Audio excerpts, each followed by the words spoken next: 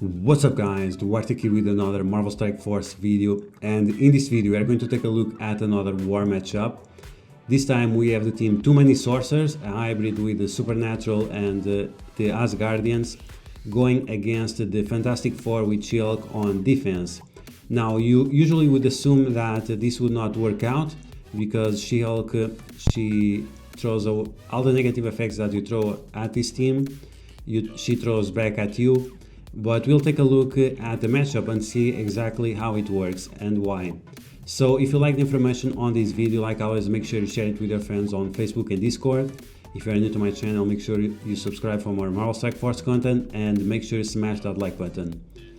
Okay, so let's take a look at my team in terms of positioning, ISO weight and so on, and then let's take a look at the matchup and see exactly why this matchup works. Okay, so here we have my team, the Too Many Sorcerers team, a hybrid between Asgardians and Supernatural. And the positioning you want on this team is usually this way. Ghost Rider, he can stay in the middle because he is the most tanky character, and he has self-healing whenever a character dies. So he has self-healing, but you really don't want to use it. Then we have Mordo and Doctor Strange. Doctor Strange in the corner because he's kind of squishy. And we have Ella in the corner, not because she's squishy, but because we want her to last as long as possible. Loki behind her because he's only necessary for the first turn and the second turn. So it's not super important, or it's not super relevant if he dies or not. And in terms of positioning, this is the way you want. In terms of T4s, the most important T4 is to have the special on Mordo. Without this T4, you have a 50% chance of winning this matchup. But with the T4 you have a 100% chance of winning. In terms of other T4s, they are not very relevant, but of course you want to have the passives on a few of these characters, like Ghost Rider passive for more HP and more focus on your Sorcerer or Mystic characters. And then you can do the special with Loki and all the T4s on Hela and so on. But it's not super relevant. The most important T4 is indeed the special on Mordo for this specific matchup. In terms of ISO weight, you can have Skirmisher on Loki, Mordo or Doctor Strange. You always want to have a Skirmisher on Loki. Mordo you can have Healer or Skirmisher, like I said. Doctor Strange, Healer or Skirmisher. I prefer Skirmisher, but if your team is like really high in terms of stats, you can go full Skirmisher, you don't need any healer. And you want to have Striker for Hela and also for Ghost Rider. And you want to make sure that Hela does not consume the vulnerabilities except when she does her ultimate in order to spread the bleeds. If she's not going to spread the bleed, then just leave the vulnerabilities for Ghost Rider to consume with any of his abilities. He's going to do his basic and he's going to apply more bleeds to the enemies. Okay, so with all that in mind, let's take a look at the matchup and see how it went and why exactly does it work. Okay, so here we are on Alliance Wars matchup, and we have the hangar up, and they have the medbay, the engineering, and also they have the deflects from the boost. And you can see they have one gear tier 14, one gear tier 15, two gear tier 12, and one gear tier 13. Now, in terms of this matchup, if they have a very high Human Torch, you'll always be luck-based, because if he can one-shot, for example, your Ghost Rider or Mordo, or even the Hela, that's going to be a huge problem for you. But if he one-shots Loki or Doctor Strange, it's not going to be so important. So even if they have a huge Human Torch, it's just fine. Okay, so you want to focus on She-Hulk, and as you can see, everything is getting resisted, and Loki doesn't have the T4, so he only called for one assist. That's fine. Then I decided to attack Greg, the thing, to see if he would kill Greg, but he was not able to. So you attack She-Hulk once again to make sure that she gets as many debuffs as possible. And then comes the secret sauce, which is you want to stun She-Hulk, and like this, her passive will not activate. We got extremely lucky, and Human Torch attacked Greg. That's fine, that's exactly what I want.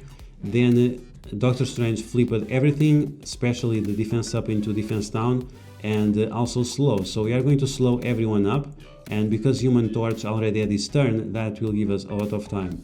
Now Sue Storm, she does the shield, and the shield is quite annoying because it lowers our offense, and that means less focus and less damage on the bleeds, but it's still fine. So they have the barrier, now we have to deal with the barrier, and we also want to prevent any kind of healing that they have with the isolate bonus or the passive from She-Hulk. Okay, so Invisible Woman, she's not slow anymore, so it's going to be important to keep her slow. But the problem with this team and why the too many sorcerers works against the Fantastic Four with She-Hulk is that they are very, very slow. She-Hulk is very, very slow. The Thing is very slow as well, and the Invisible Woman is very slow as well. And based on that, you can just overwhelm them with the negative effects and also with the stuns that you get. After She-Hulk is gone, you want to focus on Invisible Woman. She's the most annoying character here. And because there are so many characters and the Fantastic Four overall don't have a lot of area of effect or AoE or full global attack damage, that means global attack is like attack all enemies, and the area of effect is when you have attack adjacent allies and whatever. When you don't have this situation, having all these enemies on the field for them is going to be a huge problem. So you want to do as much damage as possible to Human Torch when you can, and make sure he has more than 2 negative effects. If he has only 2, he will flip them into positive effects, but if he has more, you'll be overwhelmed, and even if he flips 2, it's likely that they won't be of relevance. So after he's gone, you can focus on whichever you want. You can focus on Mr. Fantastic first and then on the Thing. The Thing is really slow. And yeah, you never want the Invisible Woman to have her second turn.